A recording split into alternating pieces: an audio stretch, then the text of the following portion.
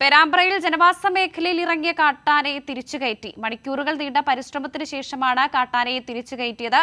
വയനാട്ടിൽ നിന്നുള്ള എലിഫന്റ് സ്ക്വാഡിന്റെ നേതൃത്വത്തിലാണ് ആനയെ തുരത്താനുള്ള ശ്രമങ്ങൾ നടന്നിരുന്നത്. കോഴിക്കോട് പേരാമ്പ്ര മേഖലയിലാണ് തിരുവോണ ദിവസം കാട്ടാന ഇറങ്ങിയത്. ശനിയാഴ്ച രാത്രി പെരുവന്നാമൊഴി വനമേഖലയിൽ നിന്നും വന്ന മോഴ ആന പിള്ളപ്പെരുവണ്ണ ആവടുക്ക വഴിയാണ് പേരാമ്പ്രയിലെത്തിയത്. പിന്നീട് ജനവാസ മേഖലയിലൂടെ കറങ്ങി നടന്ന ആനയെ കോഴിക്കോട് ജില്ലയിൽ നിന്നുള്ള വനംവകുപ്പ് ഉദ്യോഗസ്ഥരും പോലീസും നാട്ടുകാരും ചേർന്നാണ് കാട് കയറ്റിയത്. തിരുവോണ ദിവസം 10 മണിക്കൂറോളം നീണ്ട പരിശ്രമത്തിനൊടുവിലാണ് ഉദ്യമം വിജയിച്ചത്.